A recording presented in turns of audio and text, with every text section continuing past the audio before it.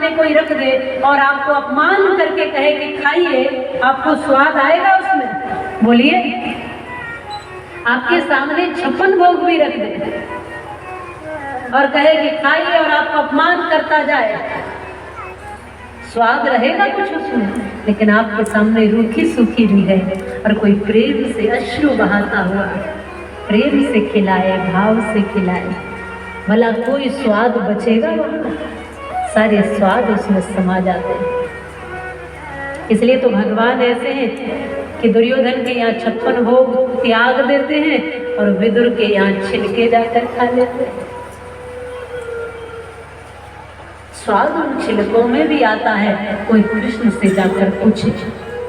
इसलिए आज भगवान श्री कृष्ण उन टूटे चावलों को खाते हैं, स्वाद ढूंढते हैं, और थोड़ा सा किसी का ग्रहण किया है तो बहुत ज्यादा उसको देते हैं, देने का भी भाव रखते हैं। इस धरती से थोड़ा सा अन्न लेते हो तो देने का भी भाव रखा करो। अगर किसी से कुछ लेते हो तो देने का भी भाव रखा करो। कृतज्ञ मत बनो, कृतज्ञ बनो। कृतज्ञ मत बनो, कृतज्ञ बनो। अरे किसी से कभी 10 रुपया भी लेते हो तो उसका धन्यवाद करते हो ना। तो सूरज से रोशनी ले रहे हो, चंद्रमा से शीतलता ले रहे हो, जल ले रहे हो, धरती से अन्न ले रहे हो, औषधियाँ ले रहे हो, क्या कुछ नहीं ले रहे हो यहाँ से? भगवान का धन्यवाद करना तो बनता है। भगवान का धन्यवाद किया करो। सुदामा जी को आज सब कुछ दिया, सुदामा वापस लौट कर आए हैं। जब लौट कर आए देखा सब कुछ बदल गया, जैसी द्वारिका नगरी थी वैसा ही यहाँ कुछ बन गया है। इसलिए बनाने में उसको समय नहीं लगता। जब महल बनाने होते हैं तो थोड़े पल में महल बना देते हैं। ये उसकी बात है। जो जिसके लायक है उसको वो दे ही देता है, जो जिसके लायक है वो उसको वो सब कुछ देता है। इसलिए लायक बनना सीखें, पात्र बनना सीखें और थोड़े थोड़े से संकटों में घबराएं नहीं। बड़ी मुश्किलें झेली है सुदामा जी ने बरसों तक, लेकिन कभी जाकर अपने मित्र को कहा नहीं कि मुझ पे गरीबी है, मैं दुखी हूँ, मैं भूखा हूँ, मेरे बच्चे भूख से बिलख तड़प रहे हैं। और जब पत्नी ने कहा कि जाकर दर्शन कर आओ, तब गए हैं सुदामा, तब भी खाली हाथ नहीं गए थे। इसलिए याद रखें, कभी मंदिर जाएं, कभी कथा में जाएं, कभी संत के यहाँ जाएं, किसी बहन बेटी के यहाँ जाएं, कभी कहीं ऐसे स्थानों पर जाएं तो कुछ न कुछ जरूर लेकर जाए, खाली हाथ नहीं जाना चाहिए।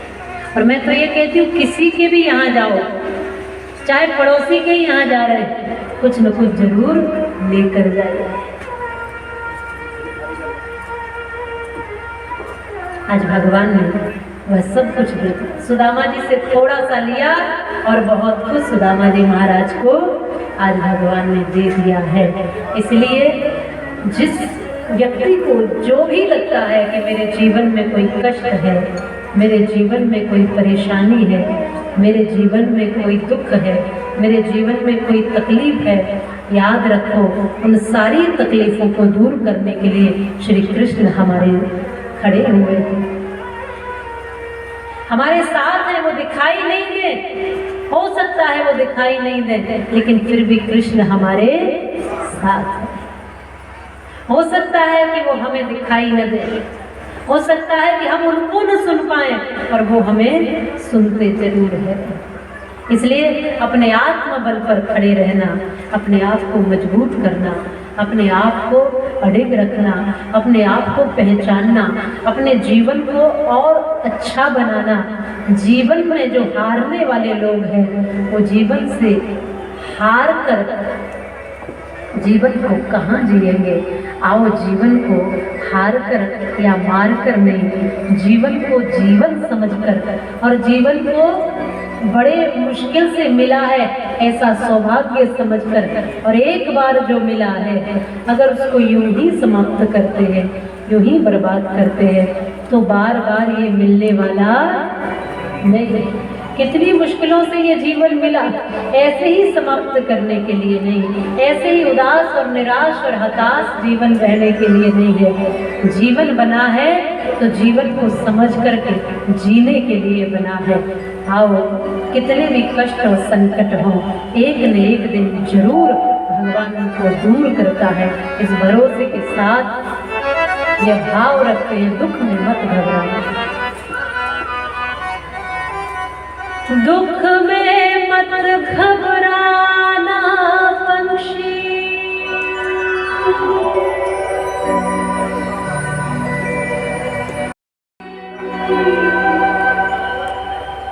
ये जग दुख का मेला है,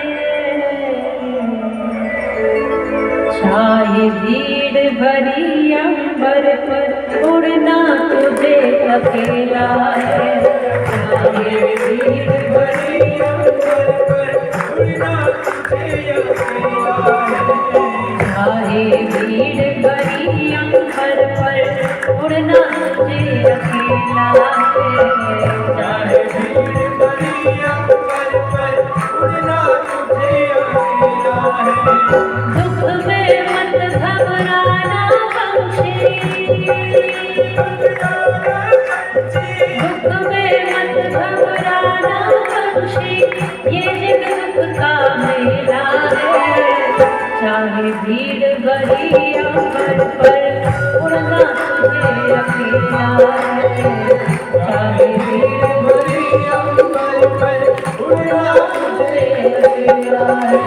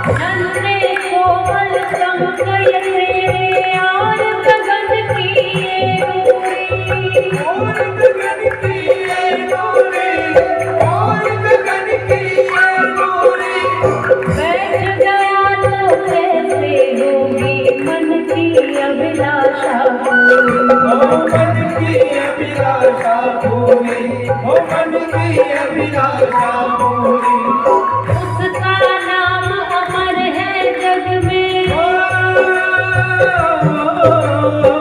उसका नाम अमर है जग में, जिसने संकट झेला है, चाहे भीड़ भरी अंबर पर उड़ना तुझे अकेला है, चाहे भीड़ भरी अंबर पर उड़ना तुझे अकेला है, चाहे भीड़ भरी अंबर पर उड़ना तुझे अकेला है, चाहे भीड़ भरी अंबर पर उड़ना तुझे अकेला है।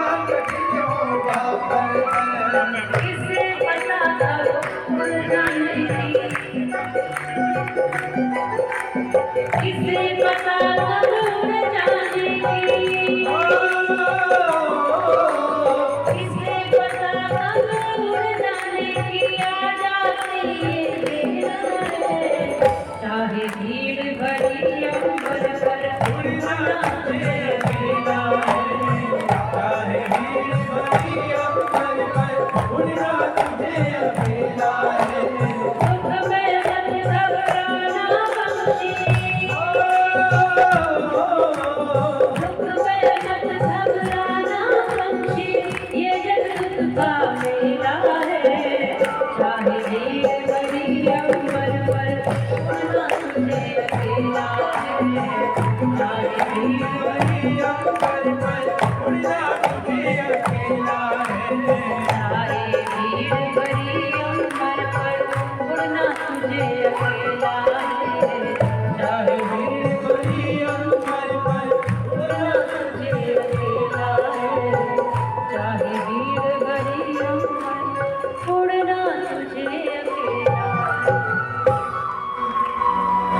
आप को पहचानना, अपनी शक्ति को पहचानना, अपनी ऊर्जा को पहचानना।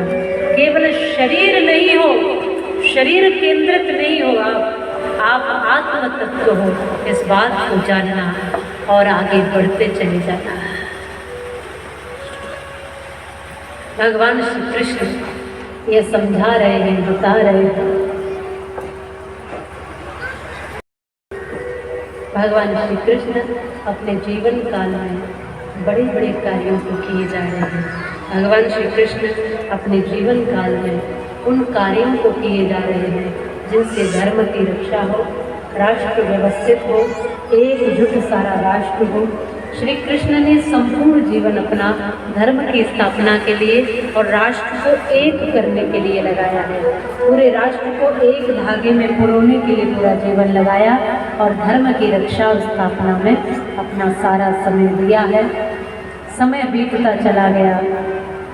हुआ ये कि इनके जो पौत्र इत्यादि हैं वो शराब आदि व्यसनों में पड़ गए। भगवान का जीवन तो ऊंचा था, पर इनके पौत्र इत्यादि जो थे वो व्यसनों में पड़ गए, शराब आदि पीने लगे। शराब एक ऐसा विषय है कि शराब भीतर तो बुद्धि बाहर।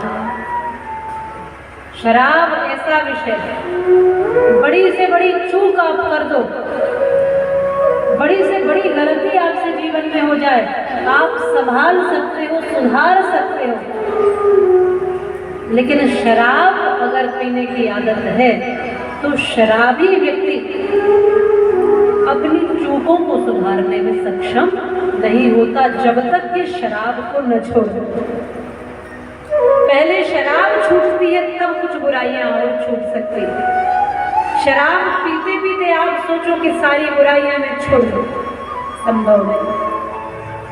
शराब जीवन में बड़ा विषय है, बहुत घरों तक पहुंचा हुआ विषय। शराब आपकी बुद्धि को भ्रमित करती है।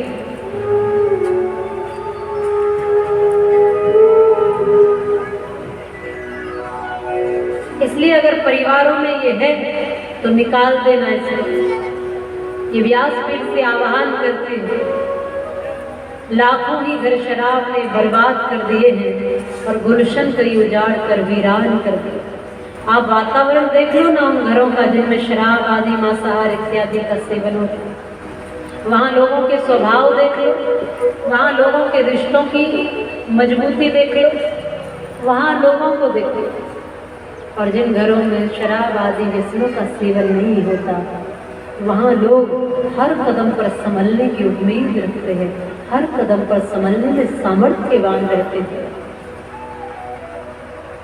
वहाँ विवेक जागृत हो सकता है, लेकिन शराब पीकर विवेक जागृत करना यह संभव नहीं। इसलिए इस व्यसन को अपने घरों से दूर निकाला। मैं तो केवल आह्वान ही करूंगी,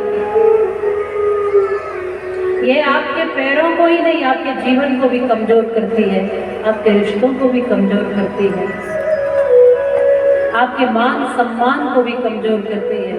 शराबी व्यक्ति का ज्यादातर लोग सम्मान नहीं करते और उसकी बात पर कोई भरोसा भी नहीं करते। इसका क्या भरोसा, ये रात को कुछ कहेगा और सुबह कुछ कहेगा। इसलिए कुछ ऐसा नहीं। भगवान के पुत्र आदि जब व्यसन में पड़ गए तब भगवान श्री कृष्ण ने सोचा कि इन सबको दंड दिलाना भी आवश्यक है। मैं इसलिए आह्वान भी करती हूँ आप सभी से, जैसा हमेशा कहती हूँ, कार दो या मत दो बच्चों को, पर संस्कार जरूर दो। कार कभी भी खरीद लेना, संस्कार जरूर। वो संस्कार देते हैं अपने बच्चों को मिलकर। संस्कार देने के लिए इनको मंदिर लाओ, संस्कार देने के लिए इनको कथा में लाओ, संस्कार देने के लिए इनको साधुओं के चरणों में बिठाना सिखाओ, संस्कार देने के लिए रोज इनको प्रणाम करना सिखाओ, रोज इनको माथा टेकना सिखाओ, अपने घर के मंदिर में बैठना सिखाओ, रोज बुजुर्गों के पास बैठना सिखाओ, रोज कुछ न कुछ श्लोक मंत्र बोलना सिखाओ, रोज कुछ पाठ करवाओ, रोज न कुछ ऐसा समय निकालो। ये जितना भी पढ़ता है अच्छी बात है, दुनिया का ज्ञान लेना जरूरी है दुनिया में चलने के लिए, लेकिन अपना भी ये बोध कर सके और जीवन का धर्म का भी इसको ज्ञान हो सके, इसके लिए थोड़ी सी देर कुछ पल भगवान के सानिध्य में भी बच्चों को बिठाना शुरू करिए।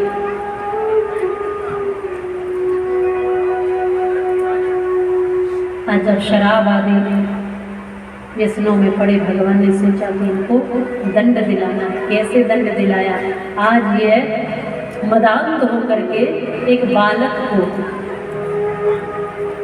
नकली स्त्री बना करके साधुओं के सामने खड़ा करके पूछते, बताओ बेटा होगा कि बेटी? साधुओं की परीक्षा लेना चाहता। साधुओं ने कहा कि न बेटा होगा न बेटी, एक लोहे का मूसल होगा जो तुम सब यदुवंशियों को समाप्त करेगा। ये सब घबरा गए। अब मूसल जब लोहे का हुआ तो उसको घिसना शुरू किया, घिस करके समुद्र के किनारे बखेर दिया। दूब घास उगाई, उसकी छोटी सी कील बची थी समुद्र में फेंक दी। मछली ने निगल लिया उसको।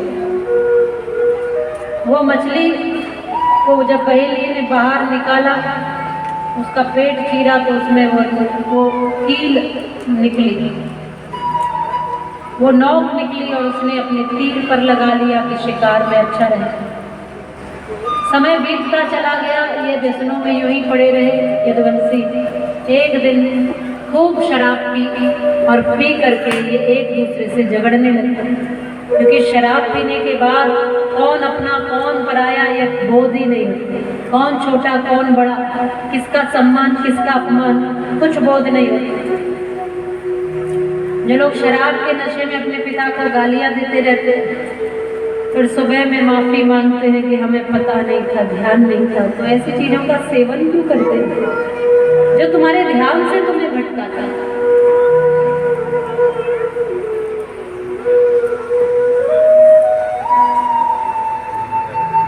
अब ये लड़ते झगड़ते पहुंच गए वहीं समुद्र के किनारे। समुद्र के किनारे जब ये पहुंचे तो जो इनके हाथ पड़ रहा था एक दूसरे में मार रहे थे, तो वो दूब घास जो उगी थी वही हाथ पड़ी और वही मारने लगे। तो उसी ने तलवार का काम किया, क्योंकि वो संतों का श्राप था। एक दूसरे को एक अपने ही हाथों से मारते चले गए। सारे यदुवंशी इस तरह से समाप्त हुए। वो जो कील शिकारी ने अपने तीर पे लगाई थी उसको लेकर ये शिकार करने गया। भगवान श्री कृष्ण का भी समय अपने धाम जाने का हो गया था, तो भगवान श्री कृष्ण भी आज एक पैर पर दूसरा पैर रख करके जंगल में बैठे हैं। पैर का कदम चमक रहा है, जाने का समय है। भगवान कहते हैं जिसको दंड देना था दंड दिला दिया, जिस पर कृपा करनी थी कृपा कर ली, सारे राष्ट्र को एक धागे में पिरो दिया, सब धर्म के राज्य की स्थापना करा दी। अब जाने का स्वधाम जाने का समय है। तब वो शिकारी ने एक तीर चलाया जो भगवान के पैर का कदम चमक रहा था, उसको लगा कोई शिकार होगा और उसने तीर चला दिया। भगवान के पैर में जाकर लगा, वही माध्यम बना इस धराधाम से भगवान के उस परम धाम जाने का। और इस तरह सारे यदुवंशी समाप्त हुए। लेकिन जाने से पूर्व भगवान उद्धव को भी ज्ञान लेकर जाते हैं, आत्म तत्व का ज्ञान लेते हैं। और मानो जाने से पूर्व भगवान को जब पूछा कि आपका दर्शन कहाँ होगा जब भक्त देखना चाहेंगे, तो श्रीमद् भागवत महापुराण के रूप में, उनकी लीलाओं और कथाओं के रूप में ही भगवान श्री कृष्ण का हम दर्शन कर पाते हैं। अपना रूप मानो भगवान ने इस पुराण में, इस कथा में समर्पित करके गए हैं, यहीं पर अपना रूप देकर, अपना स्वरूप देकर गए हैं। जब जब मुझे स्मरण करना हो, जब मुझे देखना हो, तो मेरी लीलाओं का गुणानुवाद करना, श्रवण करना, मैं हमेशा तुम्हारे आसपास ही रहूँगी।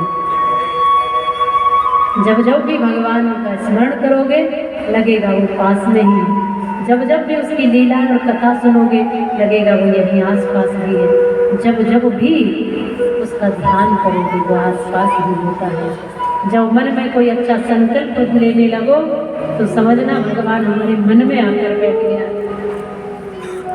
जो कार्य करने लगो, अब 2-3 दिन से आप सब कार्यकर्ता व्यवस्थाओं को बना रहे, खूब जुटाने लगे व्यवस्थाएं की कथा निर्विघ्न संपन्न हो, तो भगवान आपके हाथों में कर्म बनकर उतर गए हैं उस समय, पैरों में परिश्रम बनकर उतर गए, मन में सच्चा संकल्प बनकर उतर गए। तो भगवान हर समय किसी न किसी आकृति, भाव, रूप, स्वरूप में हमारे आसपास ही रहते हैं। इसलिए उनका धन्यवाद करते हैं। प्रभु, जो भी आज हम कथा कर पाए या कथा सुन पाए या कथा करवा पाए, जो कुछ भी प्रभु हमसे हो पाया, जो कुछ भी करावन है वो तो तू ही है, मैं कुछ नहीं हूँ। इसलिए प्रभु मैं आपको बस धन्यवाद करता हूँ, केवल धन्यवाद करते हुए सब मिलकर भगवान से अपने अपने जीवन की उपलब्धियों के लिए, अपने अपने जीवन के सब क्षणों और पलों के लिए, अपने जीवन में सदकर्म करते रहे, इसके लिए जो मिला है उसका धन्यवाद करने के लिए, जो कुछ कर पाए न हाथों से वो सब उसकी कृपा थी, ऐसा सोच करके सब मिलकर मेरे साथ कहो, जो कुछ भी प्रभु हो रहा है वो सब आप ही की कृपा से हो रहा है। तो भाव से कहिए,